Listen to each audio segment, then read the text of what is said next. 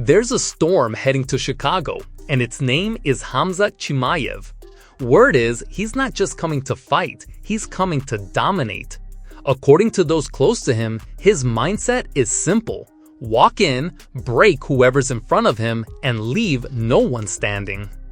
Feeling great. We're in LA. We're in training camp now, last camp for the fight. So coming for Chicago, kill everybody. See you guys there. Paddy Pimblett isn't pulling any punches, literally or verbally. In a bold statement that lit up social media, Paddy claimed he would beat Michael Chandler the way a father disciplines his 7-year-old son. The message was loud and clear. He doesn't just want the fight, he wants to make it look easy. And coming from someone known for his confidence and unpredictability, it's hard to tell if he's joking or promising something brutal. I wanted to knock him out, to be honest. I wanted to knock him out because Gagey hadn't and Poirier hadn't. But I ended up putting a severe beating on him, lad. Like a dad beats a 7-year-old up, you know what I mean? But the craziest beating on him ever. I mean, I don't want to slag him off, but it's some like bad fight IQ. No, that's what we said going into it, lad. Obviously, he's explosive, he's fast. But his fight IQ is not good. Yeah. Know what I mean? Because he was like going there, picking you right up off the floor, which gets a bit of a scream off the crowd, slamming you, and you were going, yeah, and getting straight back up. I'm like, you could have saved half the energy and been on top. Oh. You know what, it's weird because he's obviously like a really fit guy, but if you do a sprint for 5 minutes, no one's going to be fit, are they? That's what he does. He just goes out there, he throws from like here, swinging, everything he does, he's picking up full blast. It's just, it's mad for someone who has that many fights. I'm just surprised. Arman Tsarukyan isn't hiding his respect for where greatness is built. In a recent interview, he said point blank, Dagestan is the #1 place in the world to train MMA. According to Arman, it's not just the wrestling, it's the mindset, the discipline, and the culture of non-stop grind that separates Dagestan from the rest. He believes that anyone who trains there walks out sharper, tougher, and ready to break anyone standing across from them. #1, the MMA place who trains in Dagestan, like 50% of people trains MMA.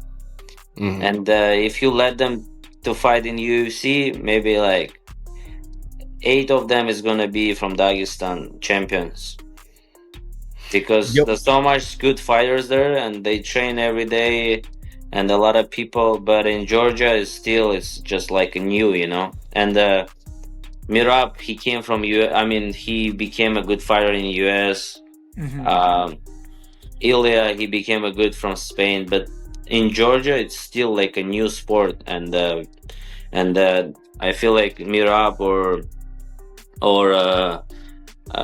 Ilya, after when they retired, they gotta open good gyms there because in Georgia very good, one of the best wrestlers, one of the best judo guys, good boxing, they like sports, so in the future from Georgia can be so much good fighters. Ben Askren recently admitted he was genuinely caught off guard after receiving unexpected support from 2 unlikely sources, Jorge Masvidal and Jake Paul. These are the same guys who once knocked him out and mocked him endlessly, but now they're sending positive messages and well wishes. For Ben, it was a strange twist, proof that even in a sport built on rivalries and knockouts, respect can still find its way back around. This goes out to the one and only Ben Askren. What's up, my brothers? I know we were rivals in the ring. I just want to say, God bless you. And when I get back in America, if I could come shake your hand, brother, and just share a prayer with you, it'll be amazing, man. I know you're going to pull through this because you're a warrior, brother. None of these people like Dana or anyone stepping in, so I feel like I have to do something, and that's really all it is. Hey, I just want to take a moment to say a prayer for Ben Askren and praying for his family. I was always kind of controversial, so there was always quite a few people who didn't want. Sorry, man, I got only positive messages. Like George Masvidal and Jake Paul was messaging me. It's like, where the hell's that come from? I was gonna say some of your enemies in the fight game. The support was insanely broad, kind of across the board.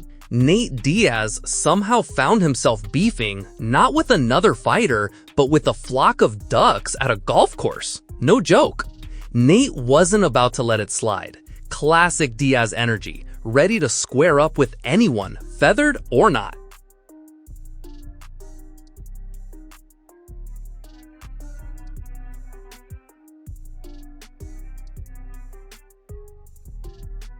Ah!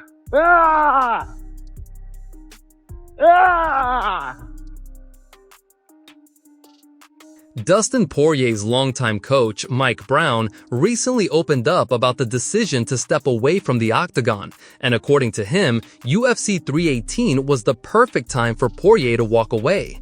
Brown said it wasn't about one specific fight or moment, but about everything Poirier had already accomplished. From wars with top contenders to unforgettable title fights, Dustin had given the sport everything he had. Brown emphasized that Poirier had nothing left to prove, not to the fans, not to his critics, and definitely not to himself. In his eyes, leaving on his own terms after a career filled with grit and legacy-defining performances was the way it always should have ended. No, it was the right time. I mean, it was, in maybe in some ways, had he won, it might bother him more to want to keep fighting. Even though he was out, he was like, maybe I should keep going. Maybe that would be in his head, right? Like, I'm not sure, but maybe it was good for him that he had an exciting fight but didn't get the W. Maybe it was good for his psyche for him to accept that it's time to move on, right? Because maybe had he knocked Max out or something, maybe he would have went, maybe it would bother him that he's retiring too early or something like this. He's obviously, one of the best lightweights of all time, and his resume is incredible and all that. But it was time. It's good for him. He's made a great life for himself. We thought there'd be no chance that he was even going to ever be in position to be jumping guillotine. And there he was. He had one more guillotine for the road. We joked before the fight. I said, wouldn't it be the perfect ending if he got the guillotine? And we even said, yeah, but come on, that's not really the kind of fight. And then he does it in the second round. I about jumped out of my chair. I was like, oh my gosh, he's going for the guillotine in the final fight. Oh my God. Yeah, no, it was incredible. I mean, the place was going nuts. Actually, at the end of that round, it was so loud, nobody heard the bell. And actually, the round went a few extra seconds. The clock was 0, things were still going. Nobody heard because the place was going crazy. And it went a couple extra seconds, but they ended up stopping the round. It was pretty nuts.